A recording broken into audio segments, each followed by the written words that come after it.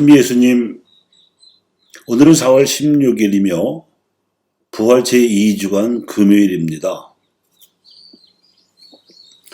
하느님과 소통하기 위하여 인류는 종교를 창안해내었습니다. 이는 오랜 옛날부터 삶의 기반으로 자리잡고 해당 시대에서 최고의 기량으로 표현해낸 문화 양식으로 남아 있습니다. 아브라함 이래 모세를 통하여 자리잡은 유다교에서도 이집트 탈출 사건을 최초의 역사적 계시 사건으로 체험하면서 이 원체험을 공유한 민족 가운데 하느님과 소통하는 무리가 생겨나 나머지 성원들에게 하느님의 뜻을 전해주고 그 기운을 나누어 주기도 하였습니다. 그런데 종종 이 소통의 통로가 원활치 않았고 이때마다 이스라엘은 재앙이나 분열이라는 사고가 터졌습니다. 그래서 하느님께서는 예언자들을 보내서 몸소 당신의 뜻을 전하곤 하셨습니다.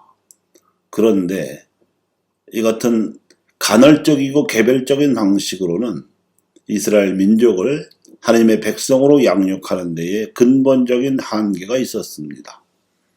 그래서 하느님께서는 당신의 아들을 직접 보내셔서 당신의 뜻을 근본적으로 계시하셨고, 이 예수님께서는 당신의 사명을 다 마치신 다음에 성령을 보내셔서 당신처럼 참 하느님 백성인 교회가 살 수 있도록 근원적인 처방을 하셨습니다. 그리하여 예수님께서 보내신 성령께서 내려오실 때에 사도 베드로는 이스라엘 민족의 수건이었던 바알을 요엘 예언자의 입을 빌어 이렇게 노래하였습니다. 나는 모든 사람에게 내 영을 부어주리라. 그리하여 너희 아들 딸들은 예언을 하고 노인들은 꿈을 꾸며 젊은이들은 환시를 보리라. 그날에 남종들과 여종들에게도 내 영을 부어주리라. 그리고 요엘의 예언을 이렇게 해석하여 전해 주었습니다. 주님께 나아가십시오. 그분은 살아있는 돌이십니다. 사람들에게는 버림을 받았지만 하나님께는 선택된 값진 돌이십니다.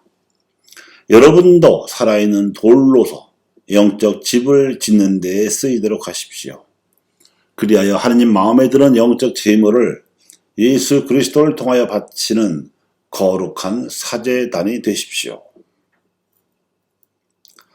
사도 요한도 묵시록에서 이에 화답하였습니다.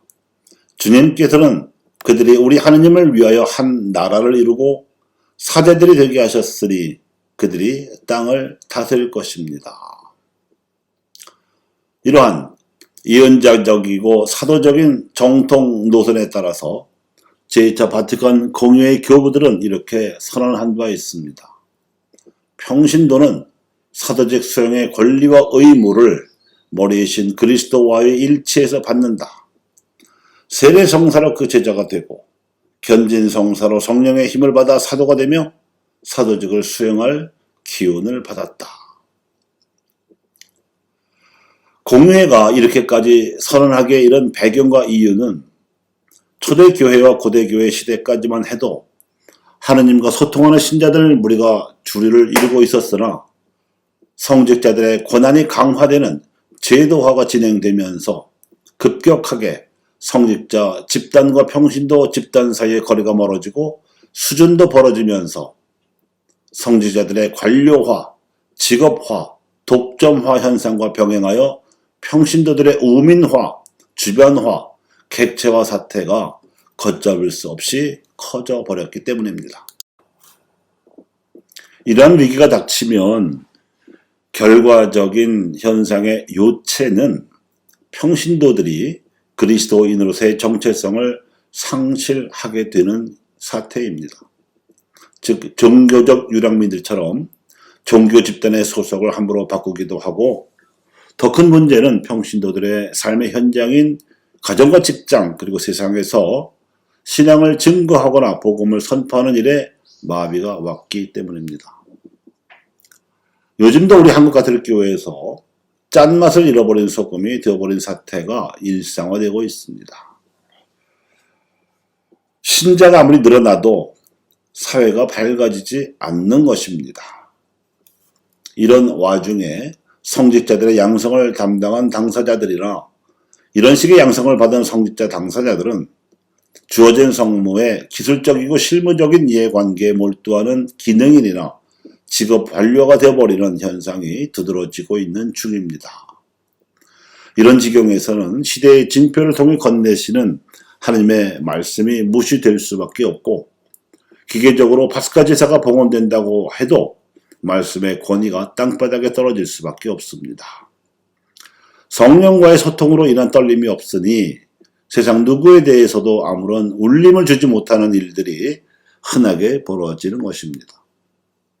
그래서 오늘 독서와 복음 말씀은 우리의 현실에 대해서 근본적인 진단과 처방을 내려주는 메시지를 담고 있습니다. 예수님께서는 굶주릴 위기에 처한 군중을 보시고 빵의 기적을 일으켜서라도 배불리시고자 하셨습니다.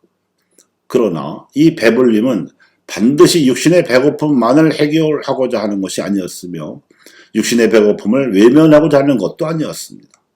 육체적이든 영적이든 백성은 하나님의 기운을 받아야 했습니다. 또 잘난 사람들만이 아니라 힘없는 이들도 고르게 그 기운을 받아야 함을 일깨워 주셨습니다. 그래서 오늘 복음 본문 다음의 결론은 나는 하늘에서 내려온 살아있는 빵이다. 누구든지 이 빵을 먹으면 영원히 살 것이다 하는 말씀에 있다시피 누구든지 그리고 영원히 살게 하는 기운을 하나님 백성이 받아야 합니다. 일부만이 아니라 누구나 고르게 특히 배고픈 이들을 우선적으로 선택해서 또 경제적이고 육체적으로만이 아니라 전인적으로 기운을 주어야 한다는 뜻입니다.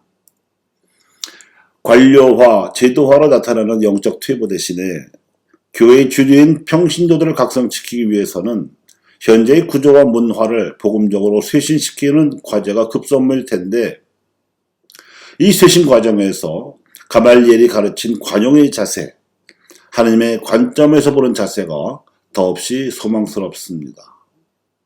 이런 성숙한 지성을 갖춘 인물이 있었기에 사도들은 자신들이 매질을 당했음에도 불구하고 원망을 하거나 좌절할 핑계로 삼기는커녕 그리스도의 이름으로 말미암아 모욕을 당할 수 있는 자격을 인정받았다고 기뻐하는 이례적일 만큼 성숙한 태도를 보여줄 수 있었던 것이고 초대교회는 건강하고 튼튼하게 성장할 수 있었던 것이라고 할 수 있습니다.